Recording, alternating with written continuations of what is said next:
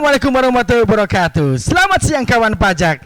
Jumpa kembali kami dalam One Senior KPP PMA 1 yang kali ini masih membahas tentang Per 11 PJ 2022 tentang perubahan Per 03 PJ 2022 tentang faktur pajak. Kali ini kita masuk di episode ketiga, yakni pengkreditan pajak masukan. Oke, kawan pajak, semoga masih ada di sini, masih jam 3 ya. Nah, kita akan masuk ke yang sesi ketiga, ini mengenai di pasal 37. Jadi mengenai pengkreditan faktur pajak masukan. Nah, ini saya bacakan. Ini saya ngetik sendiri. Jadi seperti kepekan nggak apa-apa lah ya kawan pajak. Karena kalau bacain undang-undang atau aturan, saya takut kalau bacanya selipet sedikit nanti itu bisa dituntut. Udah di ini sama sutradara di belakang dikit-dikit udah dibilang lihat kamera. Aduh gimana ya, lihat kamera sama kami pakai floor direction kan? Jadi ini saya bacakan persyaratan pengkreditan. Jadi untuk pasal 37 ini yang sebelumnya ini hanya penegasan. Jadi makanya tadi ditegaskan ini hanya untuk memberikan kepastian, tidak merubah secara esensi, tidak. Jadi persyaratan pengkreditan pasal 37 ayat 2 mengenai persyaratan pengkreditan pajak masukan secara prinsip tidak ada masalah yang di 37 ayat 2 yang di Per 03 sebelumnya. Karena itu hanya menegaskan yang ada di SE 45. Tetapi yang sempat menjadi kekhawatiran adalah di lapangan berbeda penafsiran sehingga diperlukan penegasan ini. Jadi kalau kita baca kawan pajak mungkin tangannya ada hands out mengenai si ini ya, ada hand out aturannya ya Per 11-nya itu sama dengan Per 3 mungkin dengan Per 3 ya itu bisa dilihat yang bedanya memang yang ayat 2-nya aja. Pasal 37 ayat 2 yang di Per 3 kita lihat deh coba sedikit aja mengenai kenapa ditakutkan ini menjadi dikhawatirkan ini nanti agak ambigu. Tapi karena tidak ada pertanyaan mengenai ini, saya senang deh. Berarti kawan pajak tidak merasa ragu dengan apa yang dibuat di Per 03 sebelumnya. Jadi bahwa PPN yang boleh dikreditkan itu dirinci sebagai berikut. A. Bukan merupakan PPN atas pengeluaran sebagaimana diatur dalam pasal 9 ayat 8 Undang-Undang PPN.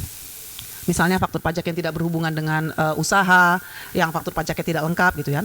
Baru yang tercantum dalam faktur pajak yang memenuhi persyaratan formal sebagaimana dimaksud dalam pasal 30 ayat 1 dan persyaratan material sebagaimana dimaksud dalam pasal 30 ayat 2. Nah ini nggak salah, ini benar.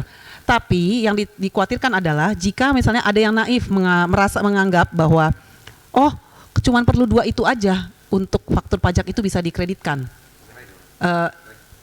Apa ya?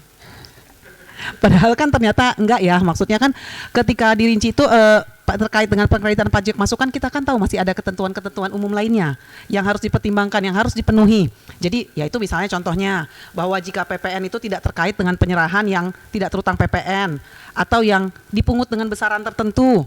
Nah itu kan nggak boleh dikreditkan. Jadi yang satu harus diingat, yang dua tadi harus diingat, tapi ketentuan-ketentuan yang lain juga tidak boleh dilupakan.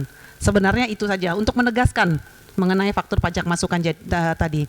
Jadi mudah-mudahan kawan pajak dengan tidak adanya pertanyaan dari 180-an tadi pertanyaan itu nggak ada pertanyaan satupun tentang ini. Kita ambil jadi contoh juga. Jadi kita mikir mungkin karena pas di Per 03 itu udah lebih banyak pusing soal alamat ya. Jadi yang soal ini ngerasa ya kayaknya nggak apa-apa ini sama kok seperti biasa. Atau gitu. memang wajib pajaknya paham, tidak ada masalah di pengkreditan. Tidak ada masalah di pengkreditan ya. Bagus. Berarti berjalan penyuluhannya niatnya ya.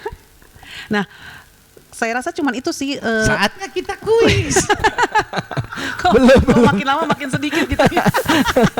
Karena ini penegasan ya kawan pajak ya. Tapi memang benar-benar gak ada pertanyaan ya tentang sesi yang ketiga ini ya. Baik by phone, di ya. WhatsApp. Berarti bisa jadi memang udah paham. Di Google Doc. Gak ada masalah gitu loh. Aduh gitu, ada di KPP yang pinter-pinter wajib pajaknya seneng banget. Oke. Kembali ke Oke, demikianlah bahasan kelas pajak kita pada kesempatan siang kali ini. Kami segenap tim KPP PMA 1 mohon maaf jika ada kekurangan. Semoga kekurangan tersebut bisa kita perbaiki di kelas pajak atau sosialisasi kita ke depan. Dukung kami KPP PMA 1 meraih predikat zona integritas wilayah birokrasi bersih melayani tahun 2022 dengan tidak memberikan sesuatu dalam bentuk apapun. Saluran informasi yang bisa dihubungi untuk bertanya perihal perpajakan. Yang pertama, portal DJP di www.pajak.go.id. Kering pajak 1.500-200. DM di IG atau Twitter KPP PMA 1 di mana? Di @pajakpma1 angka 1 ya, @pajakpma1. WA helpdesk di 0812 1100 9052. Telepon di 021 798 3767 extension 102.